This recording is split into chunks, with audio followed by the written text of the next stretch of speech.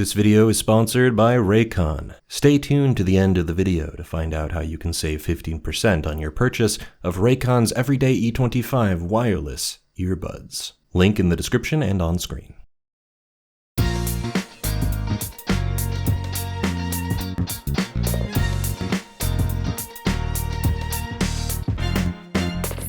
I primarily use entertainment as an escape, a window into another world. Maybe it's like our world, maybe it isn't. Perhaps it's a distraction, perhaps it's a reminder, perhaps it's both. I don't necessarily aim to transcend our reality. I just need a break from it. Swinging through the city streets, gliding across the open air, walking along the ramparts, corpse by corpse, they're fantasies. Fantasies with many relatable elements, but fantasies all the same. I don't need to confront anything about my life when I play them. I can just sit back, relax, and disconnect. But not every game affords me that same luxury. Persona 4 Golden released on PC last year. It was a pleasant surprise amidst a sea of anxiety and isolation. Persona 4 is a game I played back during high school. I used it as an escape. My life wasn't bad or anything, but you know, I was a teenager. I was still figuring things out. It was an awkward time, and Persona 4 was immensely relatable. The town I grew up in was nothing special, pretty bog standard. My friends and I frequented a local pizza joint after school. Sometimes we went to the mall or just walked around the neighborhood, but there really wasn't much to do besides talk or play video games. That's what made this game so appealing to me. Persona 4 was an exciting mirror image of our town. A group of school kids get wrapped up in a murder mystery and use their superpowers to save people thrown into a TV dimension. Why can't my friends and I be wrapped up in something that exciting? I molded myself onto the protagonist and started considering Inaba somewhat of a second home. Yosuke, Chie, Yukiko, Kanji, Rise, Naoto, Teddy, Nanako, Dojima, they weren't real, but the time I spent with them felt real. I got to go on those adventures with them, bum around Inaba with them, work through insecurities with them. That second home has never left my mind. I have never stopped listening to the music. I have never stopped reminiscing over its moments. Persona 4 will always be floating around in my brain somewhere. It left a permanent imprint on my soul. So to boot up that fresh save again for the first time in years, I expected it to serve a similar function, that it would allow me to jump headfirst into a cheery, joyous adventure with my best pals, that it would give me a momentary reprieve from my depressing mental state. Yet, diving into that Juness television, keeping up with friends after school, working through those issues, it felt more like a memento, a bittersweet reminder of better days.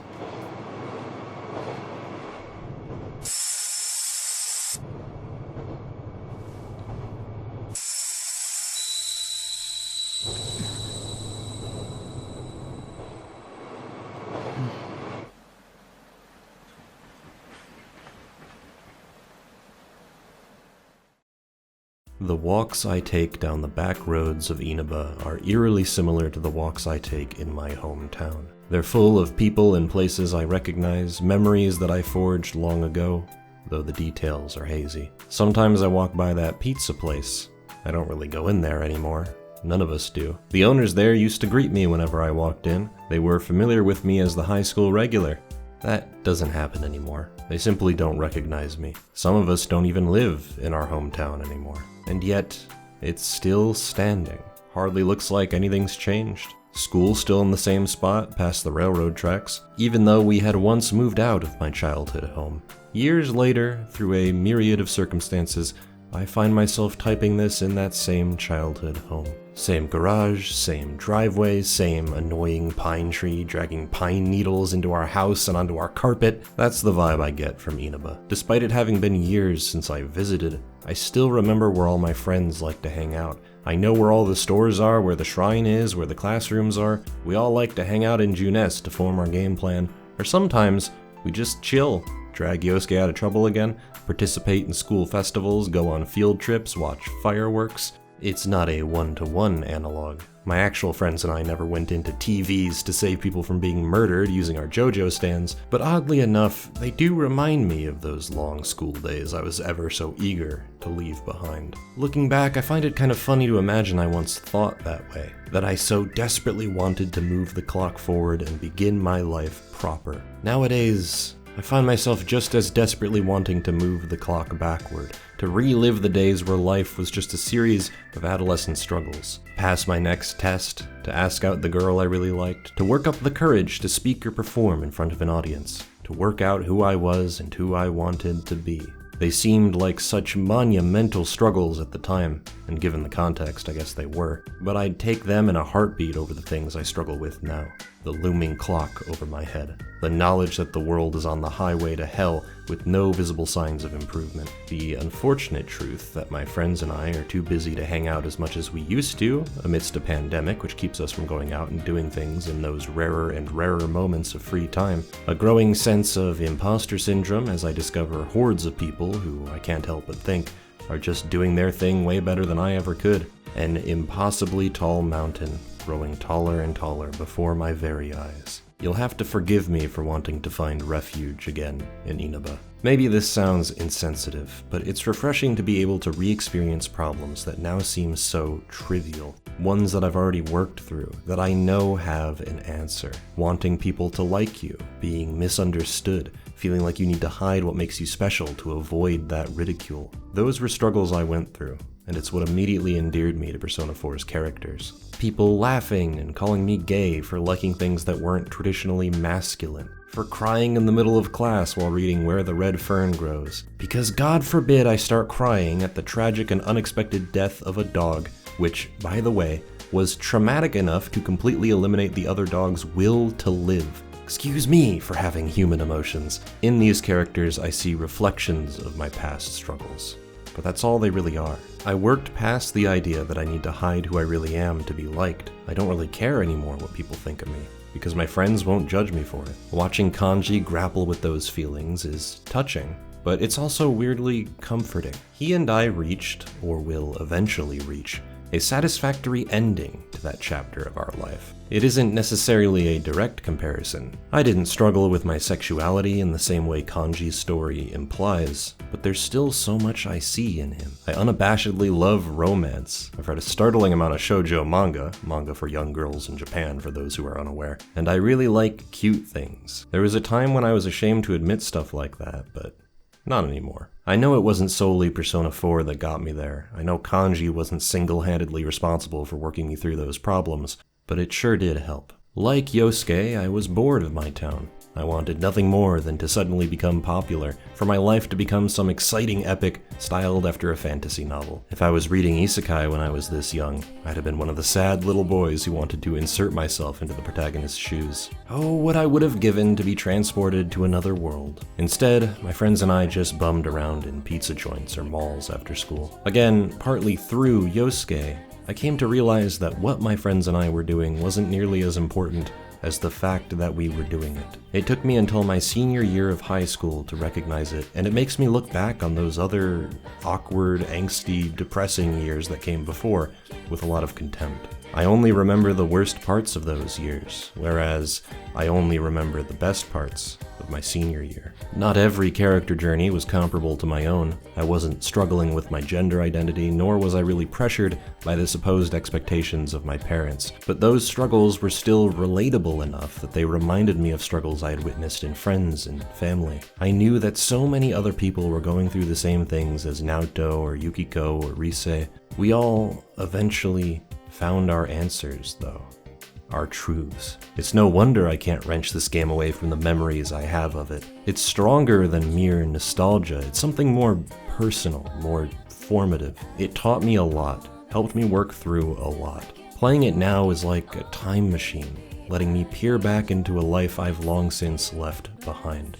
It was nice to remember a time when my issues weren't entirely out of my grasp. In 2019, I started shifting a lot of my priorities. I had a lot of concerns about how I spent my time. I thought a lot about death, how it loomed over everything I ever did. It was a major contributor to my depression, and it caused me to become a bit of a recluse. I often found myself saying no to things, I would only go out and meet with friends when they asked me to. I'd usually find an excuse not to do things that were too difficult. And I had my fair share of anxiety attacks. It was kind of a miserable time, and in 2019, I started doing something about it. I started forcing myself to leave the house, to travel the country, to go to conventions and meet friends I had only ever previously talked to online. As much as I still thought about death, at least I was doing something. I wasn't just lying in bed wondering when my final day would come. It's funny how trivial issues like that seem when you have the ability to solve them. In 2020, all of my plans crashed to a halt. I couldn't travel, I couldn't see people. I just returned back to my earlier state of mind. Sit in my house all day, do some writing, play some video games, fall asleep. I started playing and watching things to remind me of my childhood, a time where things were less difficult, and I could feel the inklings of my existential crisis clawing back out from the depths of my mind, ready to cause yet more mental anguish. I knew what I had to do to make myself happy, and the world decided I wasn't allowed even the tools to that happiness. So, again, I hope you'll forgive me searching for solace in the catchy, upbeat tunes trickling through my ears. Yeah, there's a serial killer on the loose, but everything's gonna be fine. You and your friends are on the case. You're gonna work through it even when the going gets tough. And if I can't go out and live my life, at least there's something here that can let me live just a little bit of my old life in the meantime. This recent playthrough, I've keyed in on a lot of the little things. Sure, the big plot revelations still pack a punch, but they aren't the things that left me thinking. No, the things that stuck with me were the painstaking lengths the gang took to finally get to the beach, trying to survive an awkward school camping trip,